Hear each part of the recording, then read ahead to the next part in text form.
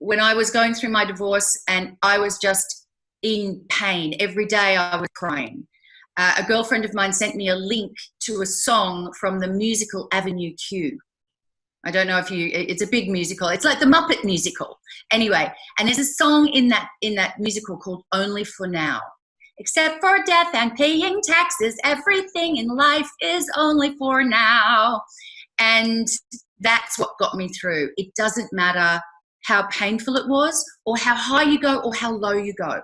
Everything in life, it's only for now. And if you can remember that when you're going through the tough stuff, it will get better.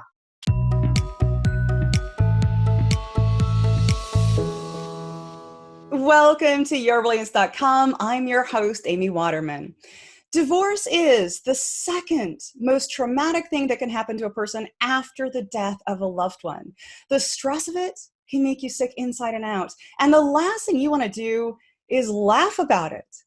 But our guest for today, Nathy Gaffney, can laugh at her divorce now, not because it was funny at the moment, but because laughter helps us heal. When we can find the humor in a painful situation, it takes some of the sting out of it.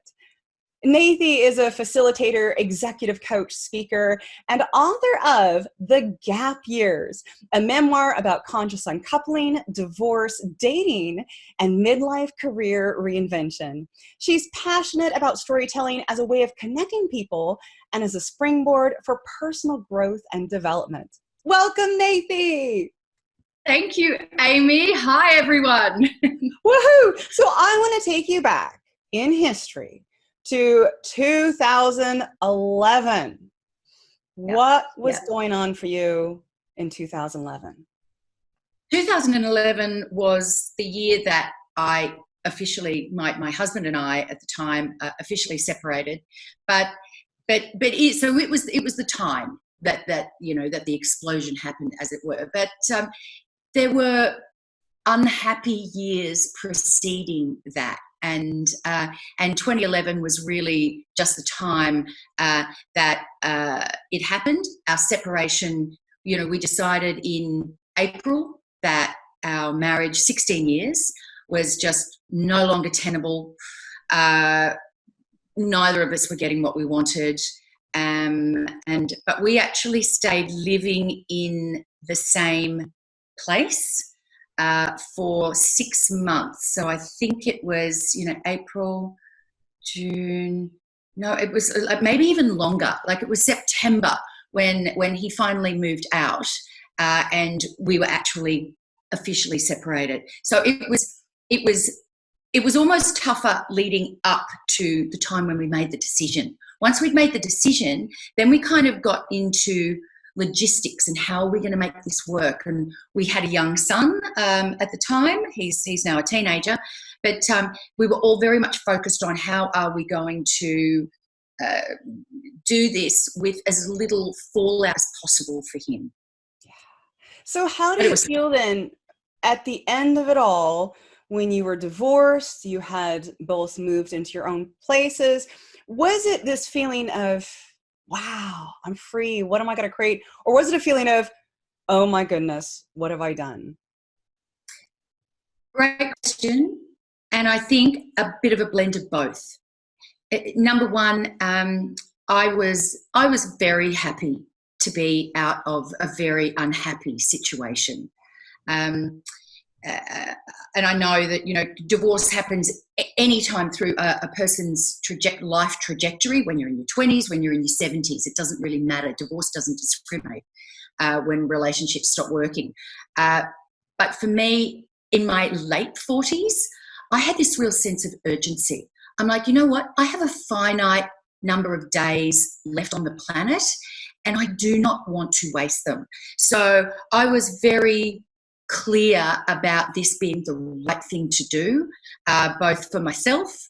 I believe for my husband, and he's gone on to marry again and have 2 beautiful daughters, and certainly and most resoundingly for my son. So I was excited. I was actually, yes, free, and free to be who I wanted to be, who I hadn't been able to be. So I want to quickly interject here. The title of your book So I don't know if everybody is going to get the concept of the gap year. I'm not sure if our American audience necessarily has that term. What is a gap year, and why did you call your book The Gap Years? Yeah, great question. So a gap year is that 12-month period that students typically take between finishing high school and starting university. Well, in college, you call it in America. So it's that year, and there's actually a definition. It's that year to go and find yourself personally, spiritually, go out and experience the world. As I said, it was typically associated, and it started with that bridging year between school and university or college. But I kind of took it to be my bridging year. Well, it ended up being about 4 years in between finishing a marriage and finishing one part of my life and going out and taking some time to explore and reconnect with who I was. See, I love that. So that already gives us a framework to think about that post-divorce period a little differently. Yeah. And one of the big transitions that you need to make during that period is before you're a married woman, and that's what everybody expects of you. You're legitimate, right? Because you can click that marriage box. And then you're now a divorcee with all the baggage that comes on top of that. Did you feel there was any stigma? I have to say, personally, no. I was happy to be free and solo, and I felt power in that because I had power to have choices. Had it happened 50 years ago, maybe even 30 or 20 years ago, maybe I would have felt differently.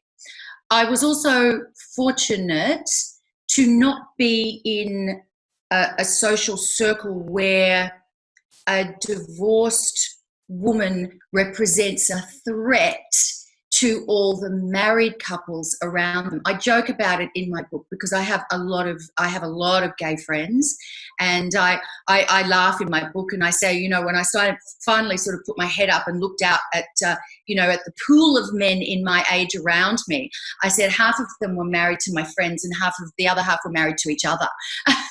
So I'm very fortunate, and I can't say that it was the same for everyone, but I was very fortunate not to feel that stigma at all. So you were a full-time mother when you got divorced, and so you didn't have that full-time job to fall back on. And I was really startled. In your book, you share some statistics about the financial impact of divorce on women. What does divorce do to women financially? Well, a few things. It makes you wake up real quick. If you've been dozing with your financial personal responsibility, with your financial education, and if any of you are out there listening thinking, my marriage might have seen its past its use by date, and you are not financially educated, get on it, sister, because that was the big rude awakening for me. I had come from a family background where there hadn't been a lot of great financial responsibility. I had been an actor, so my income had always been feast or famine. It was like, yay, I've just earned a whole heap of money from this job, and oh, now I have no work for 3 months. And so I'd never learnt to budget. I'd never learnt to be responsible. I lived off credit because I lived off credit, then I paid it back in lump sums. That wasn't happening anymore. The statistics in Australia, and I do believe that they're probably similar in the States, is that the biggest expansion of homelessness at the moment is in women over 55. Women suffer financially because they've taken time out of the workforce, so they don't have super. They've minimised or they've compromised their career, their career opportunities while they've been rearing children. There's a whole lot of stuff going on that we don't see when we're busy doing it and being mums and running around being 20 and 30 and even 40. But as you move towards that second part of your life, if you haven't sorted out your finances, it can be brutal. I have to say that if it were not for the grace of my family and friends, I could have just as easily been one of those statistics. One of the other issues is that being in your mid-40s means that those income earning years have shrunk. I think things are different if you're in your mid-20s. You've got the whole rest of your life to earn money. And this is the other bit. You've got that 20-something body. And it's very easy then to go out and date. Do you think that dating was harder, do you think that dating life and divorce was harder because of your age? Again, yes and no. I was, of course, I had the body. The body's not, it's not as firm as it used to be. But then again, I sort of kind of took the pressure off myself, was because, well, I'm in my late 40s. It can't be expected to be, So I wasn't looking to hook up with a narcissist who would only see their self-worth through me being perfect. So I was very clear when, I guess if I approached it like this, I didn't have a list of the things I wanted in a man or a dating scenario or whatever, or a partner, but I did have a very short list and a concise list of what I didn't want. I didn't want someone who was mean. I didn't want sarcasm as the natural humour default. I didn't want someone who didn't have a humanitarian view of the world, and I didn't want someone who was cheap. Frugal is okay, but not cheap. And so that was kind of a bit of a short list: kind, humanitarian, and not a cheapskate. So what I really like about your story, though, is that you not only got back in the saddle, but you met your current partner on Tinder. So what was the whole online dating scene like? As I mentioned before, there was not a lot going on in my physical world, and that whole notion of going out to bars and meeting people, which I did when I was in my 20s, I'm sure we all had a go at that, just wasn't sort of an option anymore. Also, full-time mum of a young child, etc. So I did dip my toe into the big dating, the big dating companies, your eHarmony, all of that sort of stuff. I personally found that a pretty soul-destroying thing. You pay your money, you upload your thing, you do like tomato sauce, barbecue sauce, blah, blah, blah, blah. And I found that to be, like applying for a job. And then you'd get out there and there were so many people who were still earnest, and I felt like everyone out there was still just a bit broken, and I was a bit broken. And so to me, it seemed like this really weird construct of just trying to fit broken pieces together. So the big ones I put to one side, and I said I retired from online dating. And it wasn't till about 18 months later that a friend of mine went, "Look at this app, this is really good fun." And I went, "Oh my goodness, this is fun." And so Tinder helped me flex and exercise my dating muscles. So I went on dates with absolutely no expectations. I was just like, I'm really interested in knowing what it's like going out and meeting a man and having a conversation that just might not go anywhere, and being comfortable with my discomfort. So I really looked at it as in as practice. It was boot camp. That is fantastic. So you actually write about some of these dates. I don't remember whether it was Ron or Rob. I remember one of them. In your book, not everybody would be comfortable sharing all of that personal stuff out there for the public to see. And you talk about your divorce and your finances and your dating and your new relationship and everything. What made you decide to go public with your story? Look, and thanks for pointing that out, Amy. It is a warts and all. And I guess the time that I separated from my husband was around the time that Gwyneth Paltrow and Chris Martin were all over the media with their conscious uncoupling. And I looked at that and from afar, through that celebrity lens, and I went, "Wow, isn't that a great idea?" And that is what my ex-husband and I tried to do. We tried to minimize the trauma on the children, and we moved forward trying to co-parent. However, what I realized was, as much as Gwyneth made it look great, when you don't have the millions and you don't have the houses and you don't have the money and you don't have the au pairs and you don't have the personal trainers and you don't have all of that stuff, it's a bit of a different story. And so I felt like I tried to do that, but I did it without all the stuff. And so I thought, well, if I'm going through this, maybe there are other women, other people who would benefit from hearing how I did it, the mistakes I made, the trouble I found myself in, how I got myself out of it, etc. And in terms of the dating thing, I think that there is a lot that is not said about women approaching menopause and dating and sex and how you feel about your body and how you how you're going to reconcile that with a new partner who you don't know. And I just felt like I needed to, do the sisters a favor and share my story. Fantastic. And in just a minute, we're going to give you a link to find the Gap Years on Amazon. But I also wanted to ask you if there is somebody out there watching who is going through divorce right now and is really struggling and feeling like there's one blow after another, what would you tell her? So I'm going to show you something that I have tattooed on my wrist. I'm going to put this up. Can you see that? It says, solo por ahora. Now, when I was going through my divorce and I was just in pain, every day I was crying. A girlfriend of mine sent me a link to a song from the musical Avenue Q.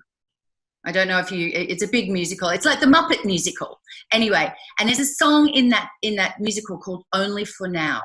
Except for death and paying taxes, everything in life is only for now. And that's what got me through. It doesn't matter how painful it was or how high you go or how low you go.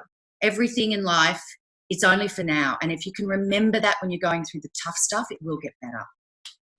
Fantastic. Now, if you want to find out how Nathy got through her divorce, if you want to find out her dating stories, if you want to find out about her new guy, you can pop onto Amazon right now and get your copy of The Gap Years. And we have a link for you. Just go to yourbrilliance.org/Nathy. That's yourbrilliance.org/NATHY. Nathy, thank you so much for coming onto the show. And I wondered if you had any last message you would like to leave our viewers with. Amy, thank you so much for having me. And what I can say is that work on yourself. It's very, very easy to feel damaged and wronged based on what the other people did or didn't do and your external environment. But any change that is going to be meaningful and sustain you through an amazing future has to start with you. Fantastic. Thank you so much. And thank you out there for watching. Now, did you have any tips or aha moments during this interview? If so, start the conversation in the comments. For more interviews like these, make sure to subscribe to Your Brilliance on YouTube and then come on over to yourbrilliance.com for more tips and insights on how you can live your most brilliant life. See you next time.